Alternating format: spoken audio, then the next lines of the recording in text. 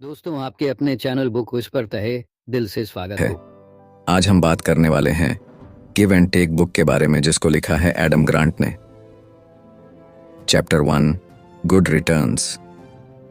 पहले चैप्टर में एडम हमें रेसिप्रोसिटी के कॉन्सेप्ट के बारे में बताते हैं।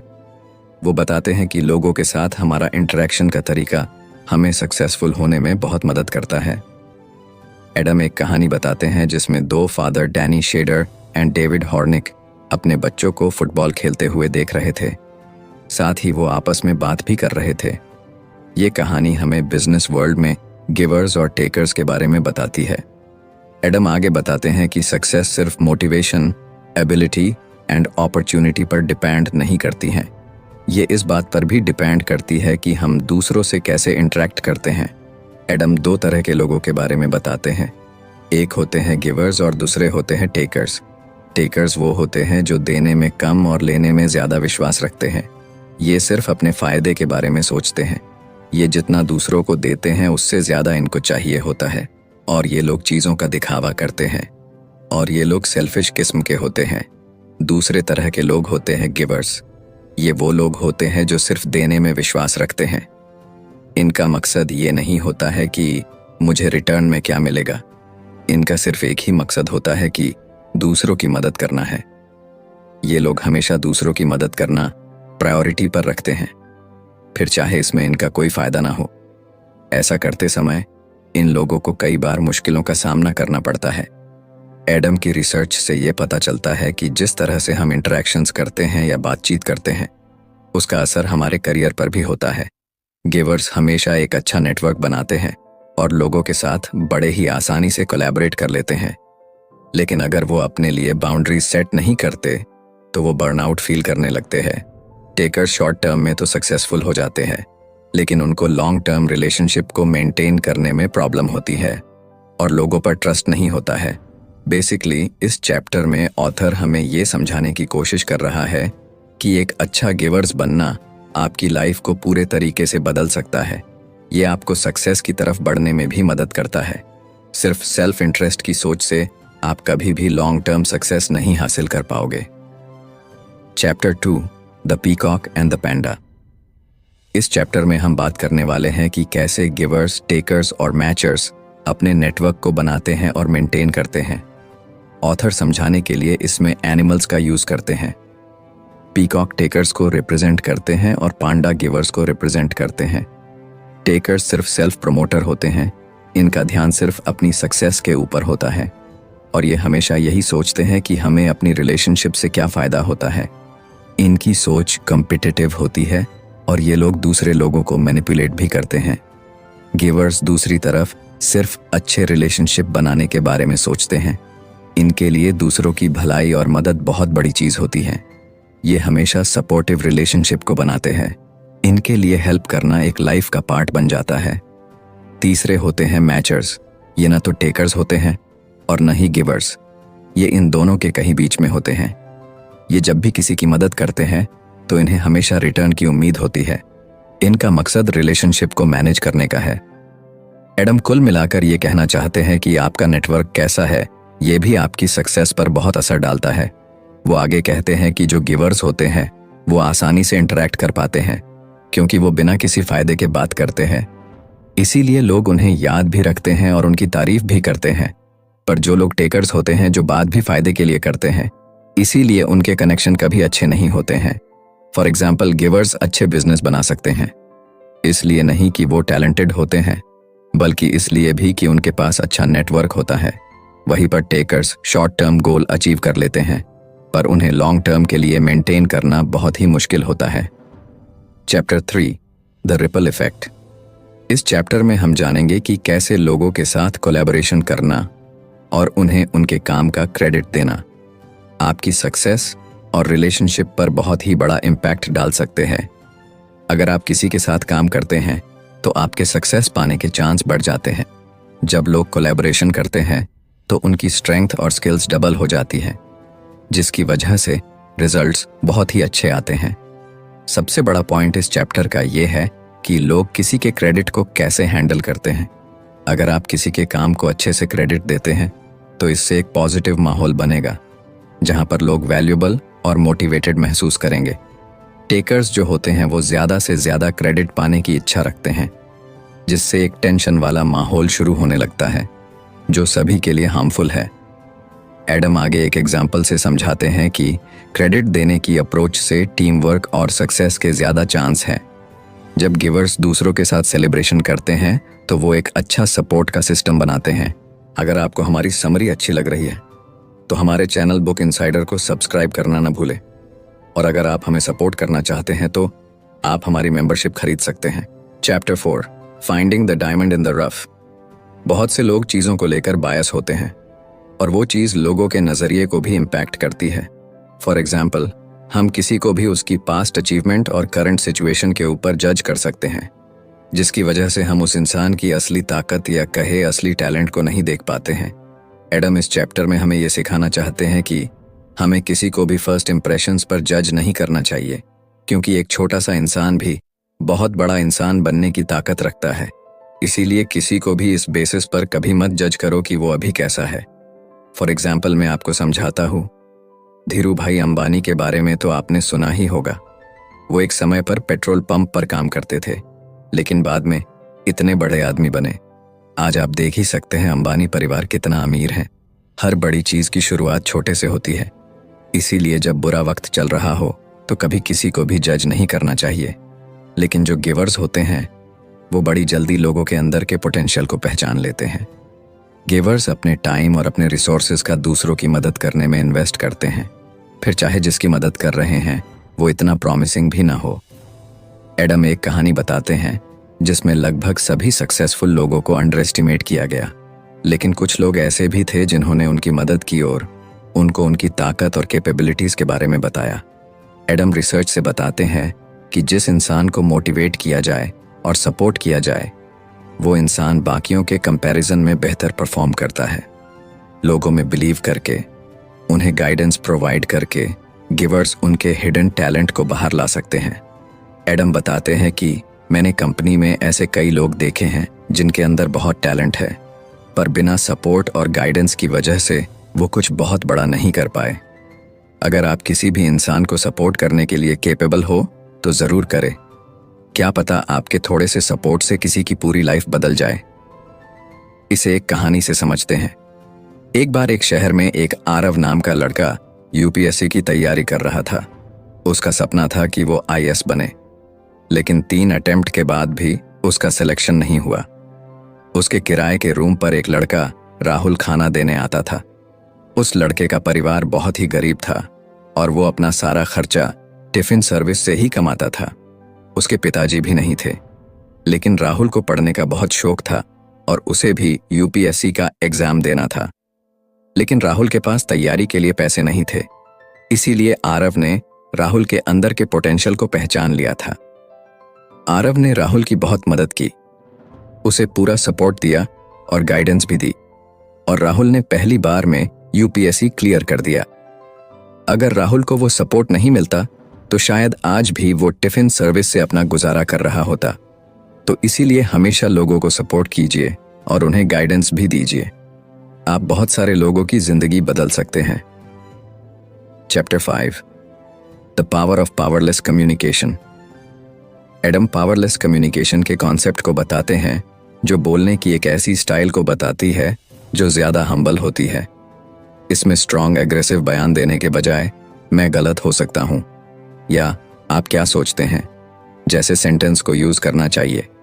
जबकि कुछ लोग सोच सकते हैं कि एग्रेसिव होना सेल्फ कॉन्फिडेंस दिखाता है।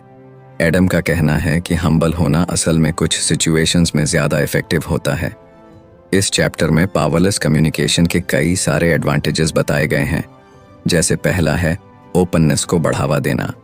जब लोग हम्बल होकर कम्युनिकेशन करते हैं तो इससे एक ओपन एनवायरनमेंट बनता है जहां पर हर कोई कंफर्टेबल फील करता है और हर कोई अपने थॉट्स और आइडियाज शेयर कर सकता है।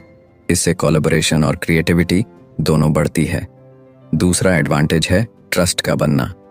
जो लोग हम्बल होकर बात करते हैं वो लोग असल में बहुत ही ट्रस्टफुल होते हैं और आप उन पर ट्रस्ट कर सकते हैं। लोग ऐसे इंसान की बात सुनने और उनकी रिस्पेक्ट करने के लिए ज्यादा इच्छुक होते हैं जो अपनी कमजोरियां देखते हैं और एक्सेप्ट करते हैं कि उनके पास सभी आंसर नहीं हैं। तीसरा एडवांटेज है फीडबैक लेना। जो लोग हम्बल कम्युनिकेशन करते हैं वो लोगों से बहुत कुछ सीखते हैं और दूसरे लोग भी उनसे बहुत कुछ सीखते हैं, जिससे वो अपने डिसीजन और आइडियाज़ को इम्प्रूव कर सकते हैं। हम्बल कम्युनिकेशन हमें हमेशा सक्सेस की तरफ ले जाती है।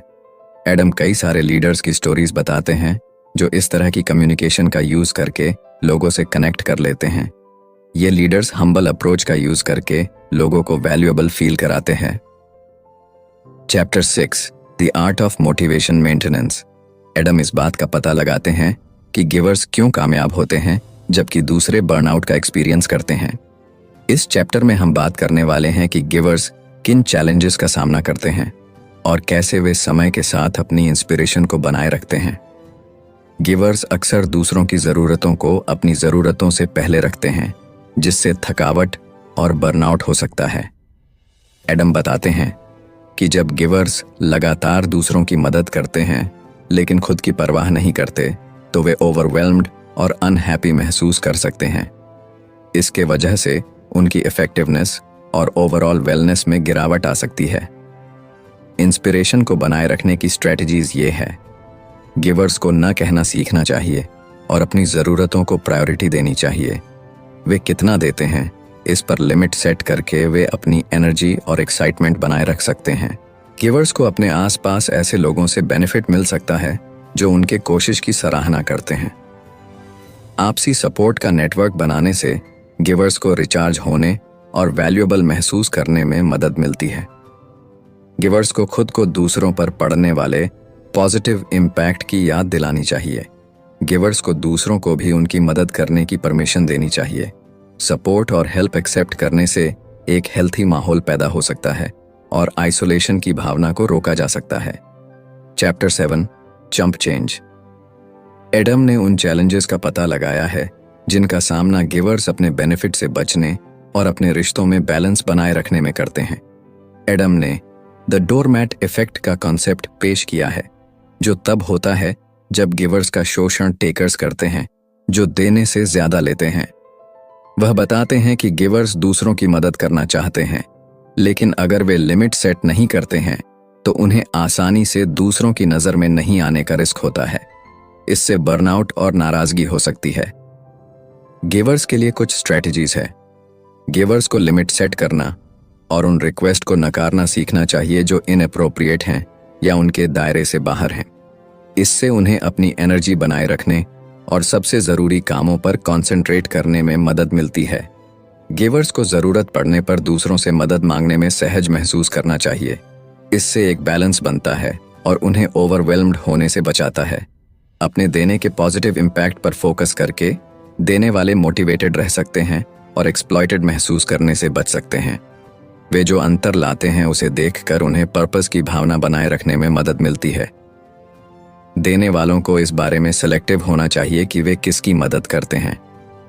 वे उन लोगों पर फोकस कर सकते हैं जो बदले में कुछ देने की सबसे ज़्यादा पॉसिबिलिटी रखते हैं या जो फ्यूचर में दूसरों की मदद करने की कैपेबिलिटी रखते हैं। बैलेंस बनाए रखने में मैचर्स की भूमिका पर भी बात की गई है।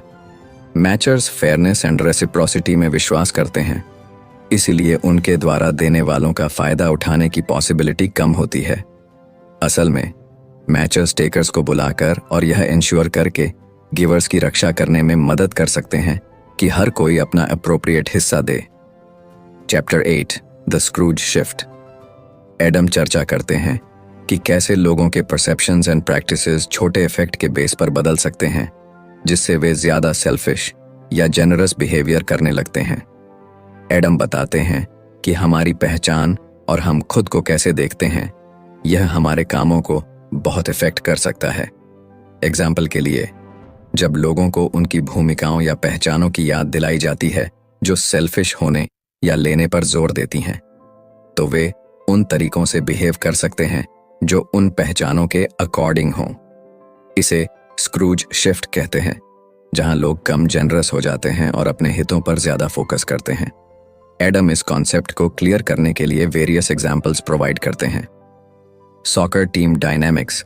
वह बात करते हैं कि कैसे एक सॉकर टीम के खिलाड़ी मोर सेल्फ सेंटर्ड हो सकते हैं अगर वे खुद को टीम के हिस्से के बजाय मेनली पर्सनल स्टार्स के रूप में सोचते हैं। यह बदलाव कम कोलैबोरेशन एंड टीम वर्क की ओर ले जा सकता है। एडम ने यह भी बताते हैं कि लोगों के नाम उनके बिहेवियर को कैसे इफेक्ट कर सकते हैं। एग्जाम्पल के लिए, जिन लोगों के नाम मनी या सक्सेस के सिग्नल्स देते हैं वे ज़्यादा सेल्फिश हो सकते हैं, जबकि जिन लोगों के नाम देने से जुड़े होते हैं वे ज़्यादा जेनरस हो सकते हैं। चैप्टर इस बात पर जोर देता है कि जिस रेफरेंस में हम काम करते हैं वह हमारे बिहेवियर को सिग्निफिकेंटली अफेक्ट कर सकता है। इन छोटे बदलावों के बारे में अवेयर होने से हम ऐसे एनवायरनमेंट बना सकते हैं जो सेल्फिश के बजाय जेनरोसिटी एंड कोऑपरेशन को इनकरेज करते हैं। इन शॉर्ट, चैप्टर 8 इस बात पर जोर देता है कि हमारी पहचान और हम जिस रेफरेंस में खुद को पाते हैं वह हमारे बिहेवियर में बदलाव ला सकता है, कभी कभी हमें ज़्यादा सेल्फिश बना सकता है। एडम रीडर्स को इन इन्फ्लुएंसेस के लिए कॉन्शियस रहने और जेनरोसिटी एंड टीम वर्क को बढ़ावा देने वाले एनवायरनमेंट को बढ़ावा देने के लिए इनकरेज करता है, जो स्क्रूज शिफ्ट का मुकाबला करने में मदद करता है। Chapter 9 out of the shadows. Adam इस बात पर फोकस करते हैं कि व्यक्ति अपने पर्सनल एंड प्रोफेशनल जीवन में पॉजिटिव इम्पैक्ट डालने के लिए कैसे प्रैक्टिकल स्टेप्स उठा सकते हैं। एडम इस बात पर जोर देते हैं कि देने और लेने को समझना ज़रूरी है, लेकिन इस नॉलेज पर काम करना भी उतना ही ज़रूरी है। वह हमको प्रिंसिपल से आगे बढ़ने और जेनरोसिटी एंड कोऑपरेशन को बढ़ावा देने वाले बिहेवियर्स में लगे होने के लिए इनकरेज करते हैं। एडम एडवाइस देते हैं कि आप दूसरों के साथ कैसे बातचीत करते हैं, इस बारे में इंटेंशनली काम करें।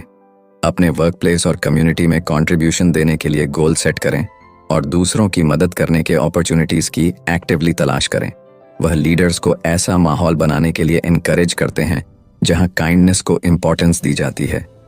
इसमें काइंडनेस के कामों को रिकॉग्नाइजिंग एंड रिवॉर्डिंग करना शामिल हो सकता है, जो दूसरों को ऐसा करने के लिए इंस्पायर कर सकता है।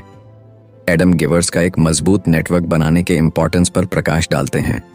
अपने आप को जेनरस लोगों के साथ घेर कर आप अपने इफेक्ट को बढ़ा सकते हैं और एक सपोर्टिव कम्युनिटी बना सकते हैं। कैसे देने से पॉजिटिव रिजल्ट्स मिले हैं, इसके एग्जाम्पल शेयर करने से दूसरों को समान बिहेवियर अपनाने के लिए मोटिवेट किया जा सकता है। एडम हमें अपने ऑर्गेनाइजेशंस में काइंडनेस की कहानियों को उजागर करने के लिए इनकरेज करते हैं। रेगुलरली अपने बिहेवियर का इवैल्यूएशन करें और विचार करें कि क्या आप सफिशिएंट दे रहे हैं।